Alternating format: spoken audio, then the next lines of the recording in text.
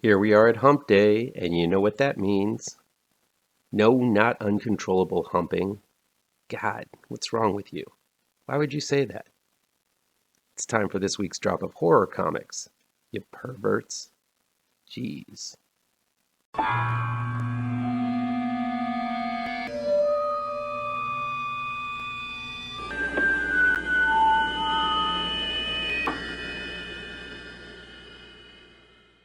Welcome back to ML Miller Frights. I'm ML Miller. Before we begin, please do me a favor and punch that like button down below. Share this video with all of your social media addicted pals.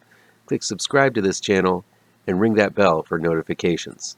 Here's what's new in horror comics this week, August 4th, 2021. Junior High Horrors, The Return of the Walking Flu, Vaccine Edition, number 1, is from Keenspot Comics. The story is by Rob Pochik, and the art is by Eric Kent. Hey, I know this one looks like a pretty easy riff on The Walking Dead mixed with the current world problems, but what caught my eye was the cartoonish Jason Voorhees on the cover. This one also has a parody of Child's Play called Chuckles Play, just in case you need more puns and goofballery in a horror style. This is very indie, but sometimes that's where the good stuff can be found and future legends emerge.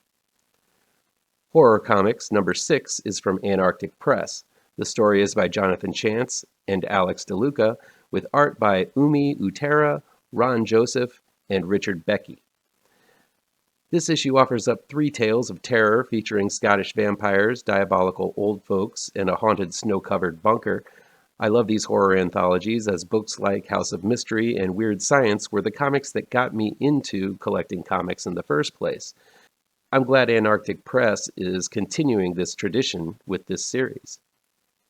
Van Helsing vs. the Invisible Woman, Annual number 1, is from Zenescope Entertainment. The story is by Ralph Tedesco, Joe Bruscia, and Dave Francini.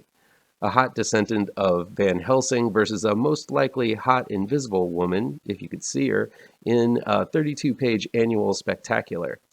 Reminiscent of the horror team-ups, battle royales of old, except with boobs, this one looks like a whole lot of fun. Sexy fun, but fun nevertheless. Elvira Meets Vincent Price, number 1, is from Dynamite Entertainment. The story by David Avallone, with art by Juan Shamu. While from 2 different generations of horror, it's a fun idea to have the mistress of the macabre meet the godfather of gruesome. Vincent Price is one of my heroes, so anything relating to him is something I'm going to be all about. But add in the schlocky fun of Elvira, and I think this is going to be one of those sleeper comics that may interest a specific audience, but still will be a whole lot of fun and worth checking out. The Golem Walks Among Us, number 1, is from Dark Horse Comics. The story is by Mike Mignola and Christopher Golden, with art by Peter Berting. Mignola dusts off his Golem character for another macabre adventure in this 2-issue series. Joseph the Golem battles a coven of witches and a cult that worships them. As usual, expect the finest of storytelling with some beautiful art. Mignola and Golden's writing is always something to seek out, but man, would I love to see Mignola's art along with it again someday. Peter Berting is no one to sneeze at, but I miss Mignola's iconic and brilliant panel work. Porcelain number 1 is from Ablaze Comics. The story is by Maria Lovett, with art by Sabine Rich. The description of this comic really grabbed me. It's got a haunted house that never stops changing, that abducts children and turns them into dolls. Nice. It's just bizarre and twisted enough to work. I can't wait to see if this one lives up to its diabolical premise. Lucky Devil number 1 is from Dark Horse Comics. It's got a story by Cullen Bunn and art by Fran Gallen. Sing along with me, folks. It's another Cullen Bunn number 1. Bunn once again delivers a new series about a down-on-his-luck guy who was possessed and exorcised but retains his demonic powers and decides when everything else in his life fails, he might as well form a cult. Makes sense to me. Bunn seems to be leaning more towards wacky horror in his latest tale of terror. We Don't Kill Spiders, number 1, is from Scout Comics. It's got story and art by Joseph Schmalke. If this premise doesn't hook you, I don't know what will. It's got a Norseman detective teaming up with a witch to solve a series of murders during the Viking Age. Wow. Me like it a lot. Just sign me up for this one. Can't wait. The Conjuring, The Lover, #3, is from DC Comics. The story is by Tim Seeley, Rex Ogle, David Johnson, with art by Kelly Jones and Gary Brown. I said this last month, I'm really not digging the main Conjuring story that's going along with this miniseries, but I'm really liking the talent they've gathered for the short backups that provide mini tales of other items in the Warrens' haunted collection. This time it's Tim Seeley's turn, and it looks like he's got the amazing Kelly Jones bringing his words to life. I'm there. Spirits of Vengeance, Spirit Rider #1 is from Marvel Comics. The story is by Taboo and B. Earl, with art by Paul Davison. Technically, Ghost Rider is a horror character, though Marvel often mismanages him and just writes him as another superhero. This time around, we got a new Spirit of Vengeance called Spirit Rider, a Native American Ghost Rider who not only has the power of the Flaming Skull, but also is a Sorcerer Supreme. Overpowered much? While I wasn't blown away by Taboo's Native American version of Werewolf by Night, I'll at least give Spirit Rider a chance to see if they handle this character a little better. At least the description says Johnny Blaze will be in it, so there's that. The Me You Love in the Dark, #1, is from Image Comics. The story is by Scotty Young, with art by George Corona. Scotty Young can do no wrong. I loved his I Hate Fairyland and Middle West books, and this one, focusing on an artist who moves into a haunted house, may not sound so special, but I guarantee it will be. It's the very rare occasion that Young doesn't deliver something poignant, vibrant, and exciting, and with Super Sons artist George Corona, it's going to look pretty great too.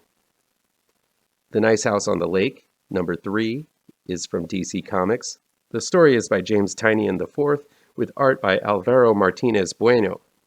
It's the end of the world, and an alien has gathered a select bunch of people in a protected house in order to survive the apocalypse. Of course, being human beings, these guys are going to try to test the boundaries of their new home, and when one of the guests decides to walk the perimeter of the lake, new horrors are discovered. This is rock-solid horror from the current king of comics, James Tynion IV. Finally, we have Red Room #3 from Fantagraphics Books. The story and art are by Ed Piskor. Sure, the cover of Red Room #3 looks a whole lot like the cover for my own series, Grave Trancers #2, but I'm willing to forgive Ed Piskor because he has cobbled together one of the best horror series of the year. Red Room should not be missed by anyone who loves horror and comics. It delves into the twisted world of online snuffed films and dark web murder rooms, each month telling a different story taking place in an expansive, twisted, and perverse world. Ed Piskor's art makes my eyes drool, and each issue is as dense and entertaining as comics can get. Get on this book pronto. Well, that's it for this week's roundup. Is there anything in this bunch that strikes your fancy? Let me know down in the comments.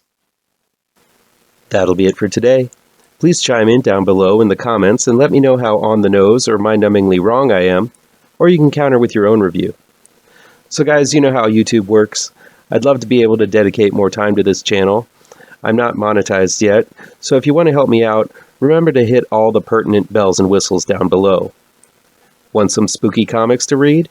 I have 2 new horror comic book trade paperbacks you should look out for.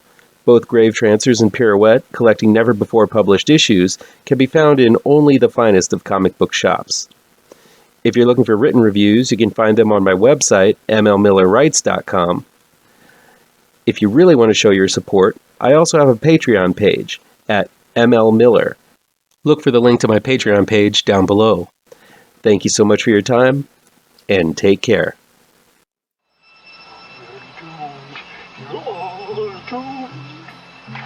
You're doomed to live the life you're meant to be, stuck inside your reality. You're doomed. Oh, you're doomed. You're doomed. God doomed.